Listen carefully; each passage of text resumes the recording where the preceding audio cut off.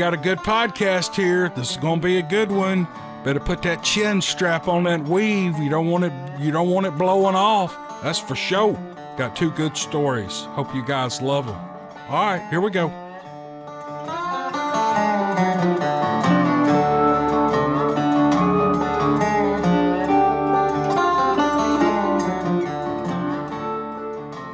Here's an email from California from a Hollywood screenwriter, believe it or not. He didn't say whether I could use his name or not, so I don't think I will, but I've actually talked to him on the phone. He's a real interesting guy, and we talked about how he goes through the process of coming up with ideas and writing screenplays, and it was real interesting. But this story is about his cousin in Louisiana.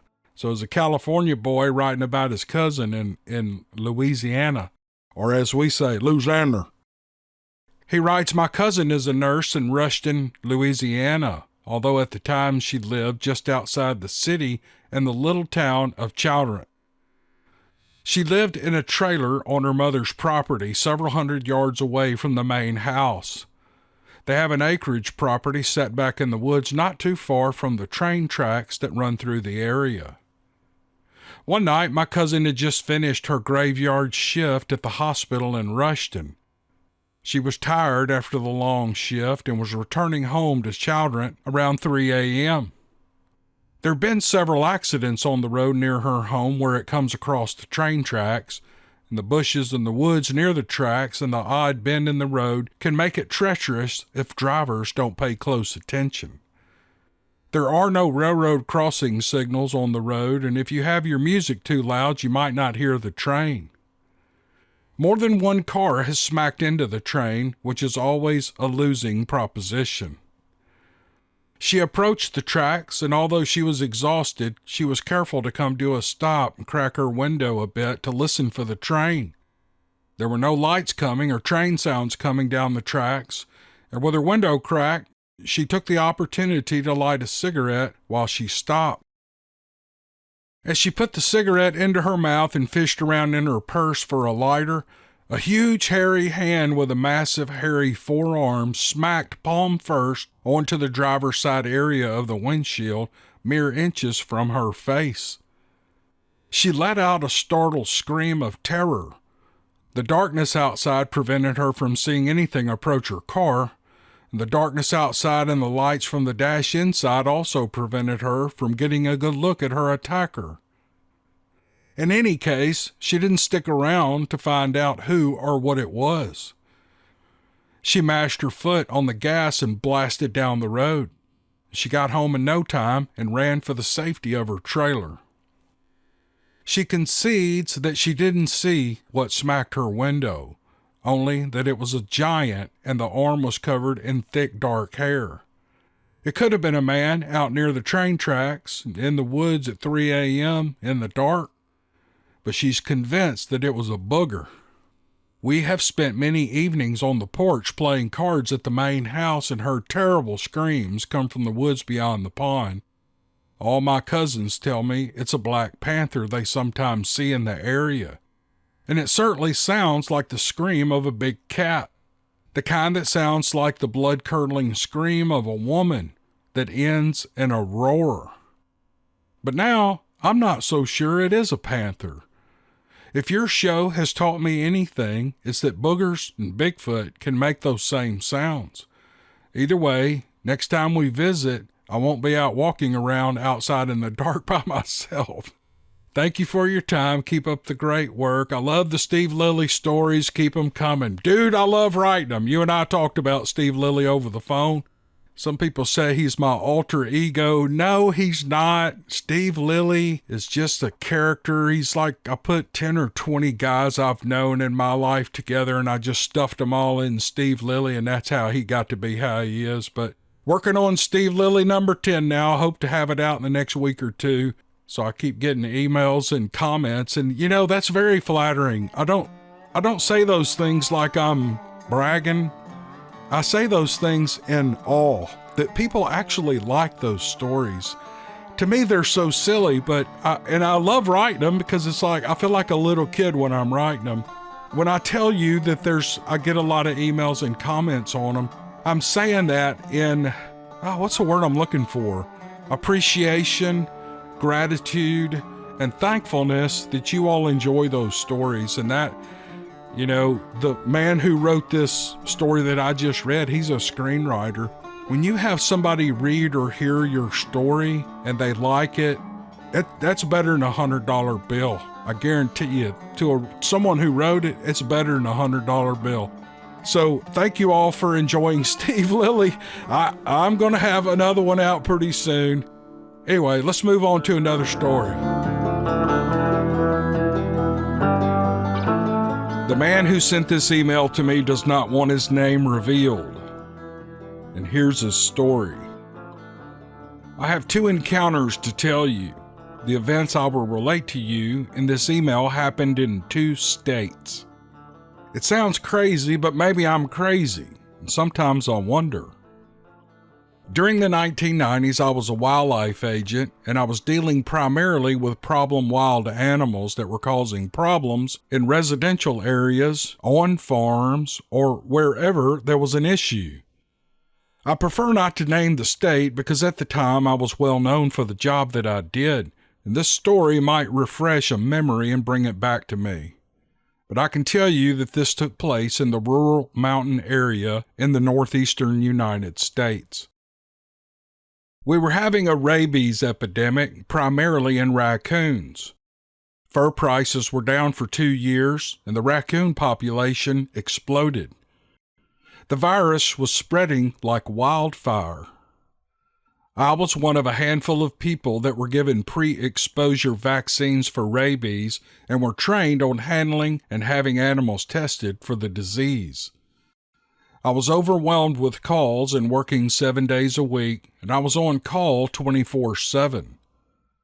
When local citizens weren't calling me for help, the state police and other officials were calling me out. It seemed like this would never end.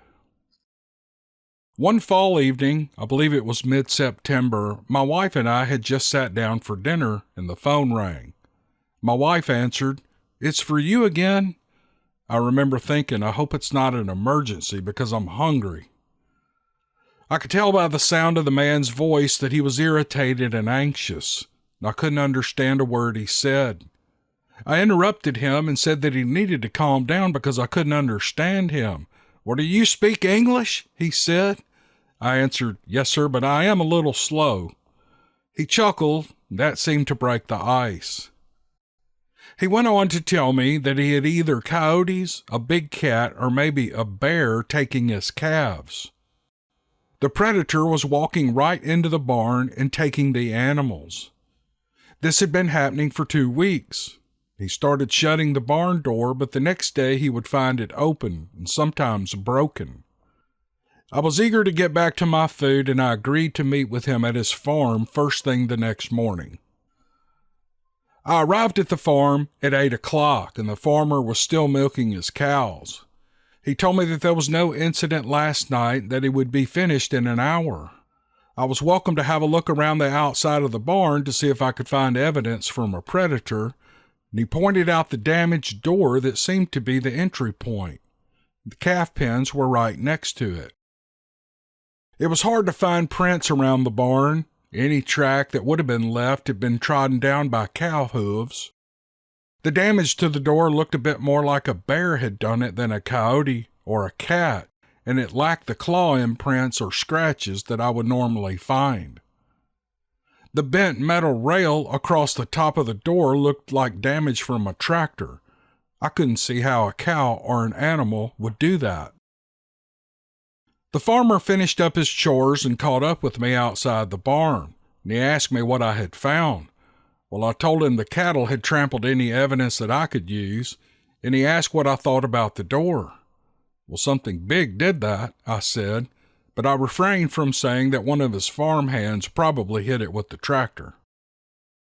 He went on to tell me that some nights the coyotes were so loud that he couldn't sleep, and other nights he could hear a big cat screaming on the hill.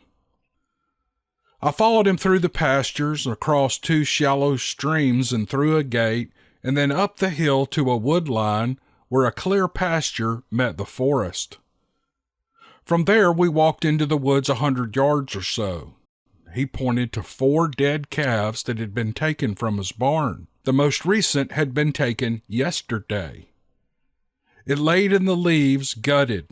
Something had consumed the organs but left the meat. That's not the way any wild animal that I know of would eat its kill. Domestic or wild dogs would usually eat the hindquarters first and then leave the rest if they had had enough. Nothing was adding up, and there were no tracks to give me any indication of what this was. We kept walking, and 150 yards away I found 2 more older kills that had been picked clean. Tracks covered the area, but they weren't from a coyote, cat, or a bear. It was what we in the Wildlife Division recognize as the brush wolf. Contrary to public belief, wild coyotes and domestic dogs do not interbreed. You have coyote packs, wild dog packs, and then you have the brush wolf. The brush wolf is believed to be an offshoot of the gray wolf and coyote.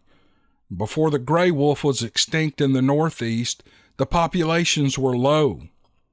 Nature finds a way, and scientists at the time believed that possibly the 2 natural enemies mated, creating a much larger coyote or a smaller wolf.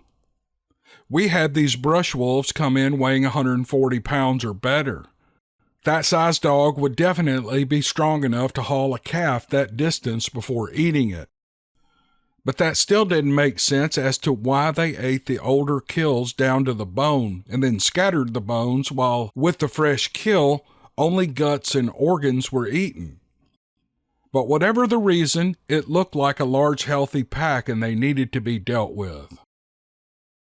At this time, we were not allowed to use the word brush wolf to a civilian. Coyote, coy dog, or some other name was fine. That was primarily to keep people from panicking and killing them off with the big bad wolf stereotype. When the packs got this big and brazen enough to start stealing cattle, we would go out and cut the numbers back. I told the farmer that it looked to be a large coyote pack in the area, and I would do some tracking to find their habits and find the best place to set traps. I would be back in a day or 2, and we shook hands, and he headed to the barn, and I stayed in the woods. I was looking for the main highway they used to get around, and I found several excellent locations to place my sets. Brush wolves are smart, and it wasn't going to be a one-day project. I could see this taking a month to catch even 5. And it was forecast to rain the next day, and that was the best time to set traps. I stopped by the farm on the way back and got permission to leave my spare coveralls that I had in my Jeep in the barn for the night. The smell of the cattle soaking into the material would help me cover my human scent with a scent that they were obviously not afraid of.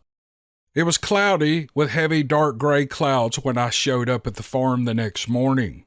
I was excited, thinking that it would be a perfect time to make my sets. I stopped by the barn and put my cow-scented coveralls on, and I walked around in cow manure with my rubber boots, the whole time thinking that my wife was going to make me change outside when I got home.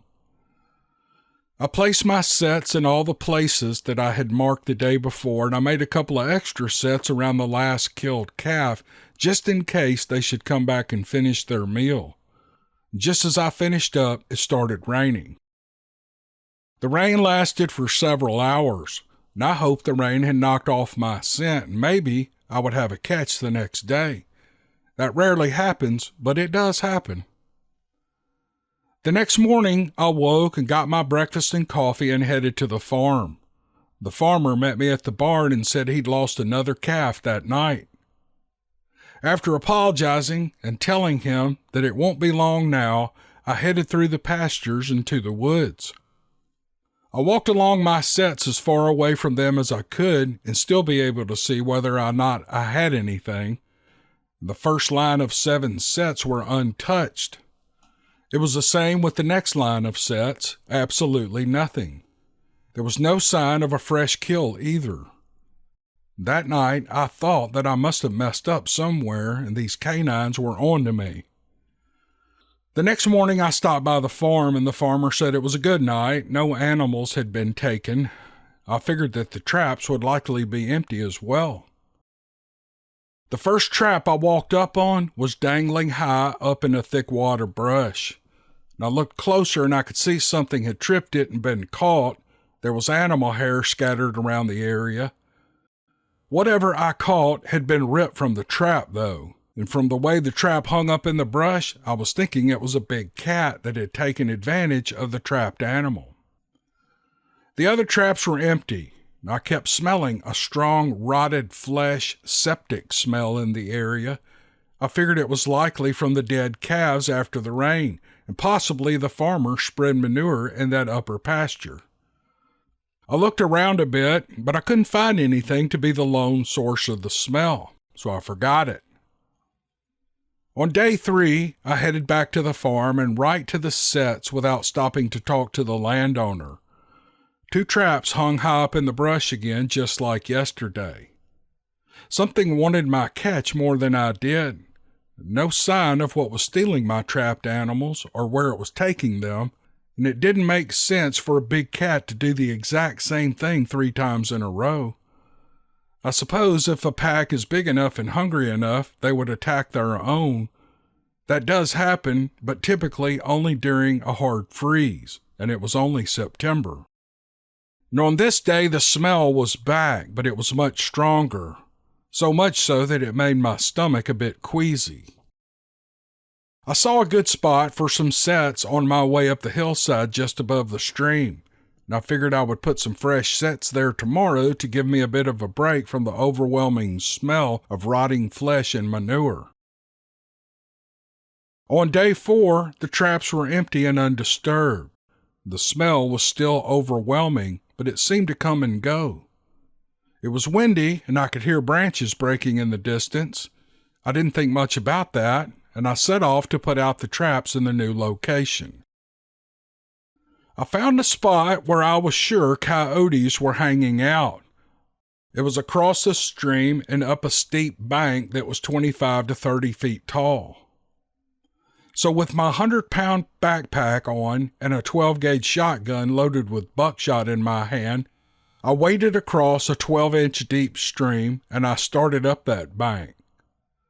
The roots that dangle from the bank wall were what I used to lift myself to the top. And halfway up there, that smell hit me again. It was coming from above me. I wasn't able to see anything but dirt wall, and I assumed one of the dead calves was left at the top of the bank, so I kept climbing. Finally at the top, I raised myself to a standing position, ready to go to work. I was brushing the trash off my clothes when I looked around expecting to see that dead calf laying close by. But instead, standing a few feet away, was a giant, black-colored Sasquatch. It growled at me, and I felt that growl through my body and into my toes. The edge of the bank was just behind me, and when I took a step back, I fell back into the ravine, and I landed on the rocks of the stream bank flat on my back. That fall crushed my wicker backpack, and the contents saved me from breaking anything. Without that pack, I'm sure I would have smacked my head on those rocks and been injured. In addition, I was lucky that nothing pushed through the pack that would impale me. The shotgun had survived the fall too, and it lay a few feet away. And after I moved past the what the hell phase, I shimmied out of the backpack straps and I took up the shotgun.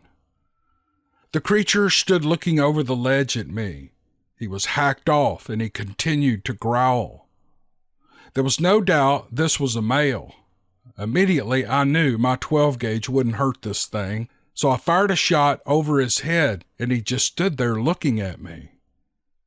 After 2 more shots, he looked around like he could have cared less, and then he walked out of my sight. My heart was racing, and all that I could think was that I only had 3 shots left. If the first 3 shots didn't scare it off, I would put the next 3 right into its face. My thought was if I could blind him, there was a chance that I could get away. There is no way to know, but I would say this thing was 8 feet tall and 3.5 feet wide at the shoulders. Of course, at the bottom of the riverbank, looking up 30 feet, it looked like King Kong with a human face. Teeth, from what I could see, were 2 large fangs or eye teeth. The eyes were dark and bone-chilling evil. I got my stuff together and I headed out of there, leaving equipment I couldn't grab where it lay. The only form of communication that I had in my Jeep was a cellular bag phone that I hadn't had a signal for miles. So I stopped by the farm on the way out and I told the farmer that I had to get going and that I'd be back to him. I didn't dare mention the encounter I had just experienced. Well, I went straight home. My back was hurting and I needed to make a phone call to my superior.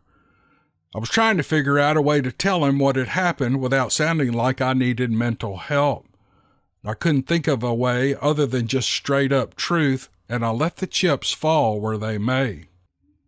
I told him that I needed to meet with him. He knew it was important and he agreed. It's the first time in several years that I asked for a meeting. Later that evening at his house, I told him the story. My superior said that he would meet me at the farm the next day and we would go from there. The next morning, we met at the farm, and here's what my superior told me. Here's the plan. I called my boss and told him the details that you told me. He called me back this morning and he said that you and I are going together and get your equipment and that we were to pull out of this job. Well, I immediately asked if I was fired, and he reassured me that I was not being fired and they were sending a team out here to finish up where I left off. A team? I asked. He said, yeah, you're not crazy. They have a team trained to deal with this situation, and they're going to take over. I gathered my equipment. My boss stood guard with a rifle.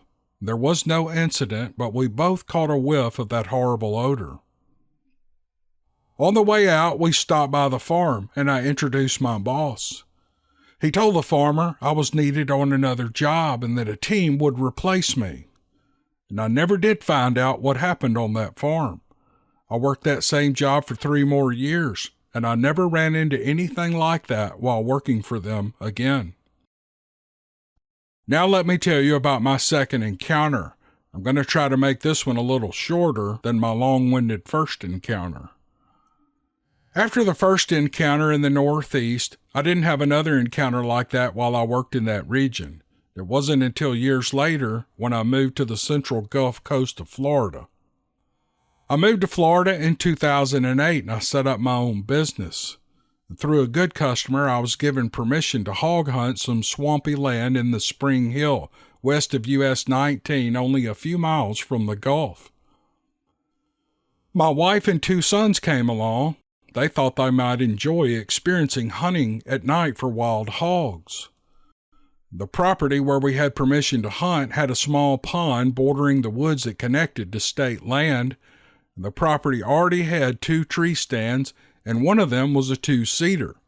That would be where my wife and I would sit.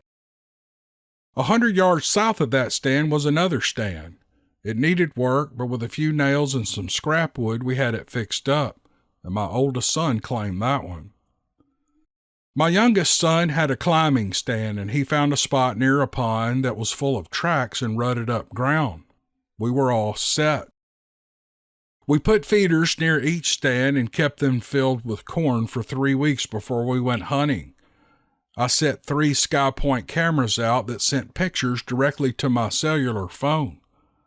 We had pigs coming in heavy almost every night and a bear that would stop by just before dawn. We hunted there with success once a week for 2 months. I was showing my sons the pictures that were coming in, and there was still plenty of pigs, deer, and coyote, and of course, my bear in the mornings. We were looking forward to our Saturday hunt. Thursday came around and there was nothing on the cameras. Friday, it was the same. I thought for sure with all the activity we had been seeing, the batteries in the cameras must have been dead. So I went to the store Saturday morning to get some snacks and supplies for our Saturday hunt, and I picked up AA batteries for the cameras. We arrived at the hunting location just before dark.